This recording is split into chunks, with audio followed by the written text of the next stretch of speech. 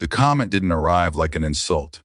That was the problem. It came dressed as observation, dropped lightly between bites of roasted chicken. The way people say things when they expect the room to carry them.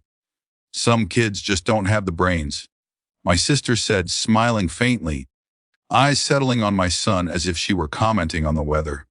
He went still, not crying, not arguing. Just still, the way children do when they decide the safest thing is to disappear inward. His fork hovered above his plate. Then he set it down carefully, as if sound itself might make things worse. I felt the familiar tightening in my chest, the one that usually told me to smooth things over, make a joke, redirect, protect everyone's comfort by absorbing the bruise quietly. I didn't do that. Instead, I sat up straighter. I didn't raise my voice. I didn't rush. I looked at my sister and said, evenly. And some parents don't have the income like the one whose entire grocery bill I've paid for 2 years. The room stopped breathing. My sister froze, her smile cracking just enough to show confusion before it hardened into something defensive. My mother inhaled sharply and leaned toward me, her voice low and urgent. "This isn't the place," she whispered, as if place mattered more than what had just been said to a child. I understood what she meant.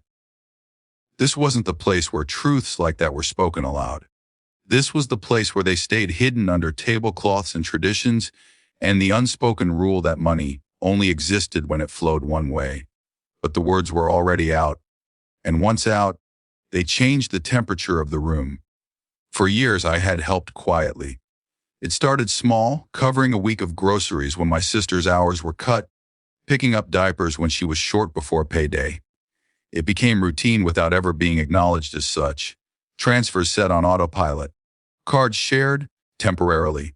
Jokes about me being the responsible one. I told myself it was love, and it was in part, but love that only works if it's silent has a way of turning into something else. Across the table, my son stared at his plate. I reached for his hand and felt how tense it was. The moment stretched. Someone cleared their throat. My sister laughed once, too loudly. "That's not fair," she said. "Why would you bring money into this?" I didn't answer right away. I was surprised by how calm I felt. Not righteous, not triumphant, just tired of the math never being acknowledged. "I didn't bring it into this," I said finally. "You did. When you decided to talk about intelligence like it's a flaw someone chooses." Silence again.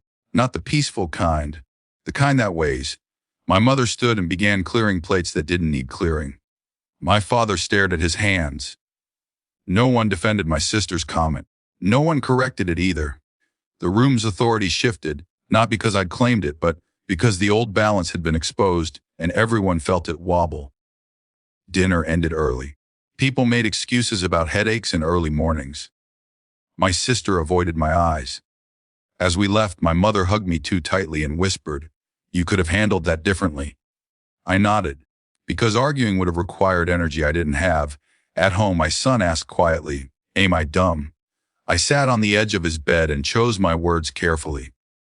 I told him what I believed, that people say cruel things when they feel small, that intelligence is not a single thing you either have or don't, and that his job was not to earn anyone's kindness. He listened. He nodded. He asked if he could read before sleep. In the days that followed, messages came in sideways. My sister texted that I'd embarrassed her. My mother said she wished I'd been more gentle. No one mentioned what had been said to my son. I stopped the grocery transfers without announcing it. No confrontation. No warning. Just absence where help had been. The practical consequences appeared quickly. A missed payment. A strained call asking if something was wrong with my bank.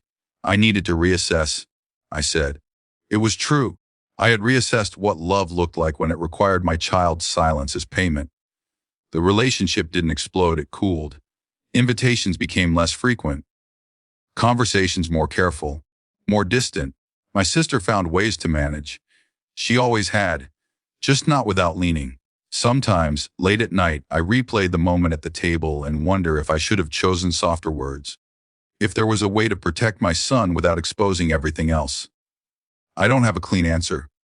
What I do have is a child who speaks again at family gatherings, who asks questions, who knows, because he saw it, That some lines are worth crossing when staying seated costs too much.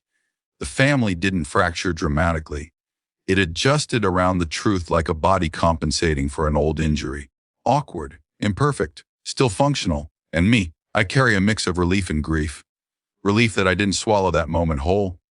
Grief for the ease we lost. But when I think of my son's silence at that table and the way it broke, I know which cost I was willing to pay.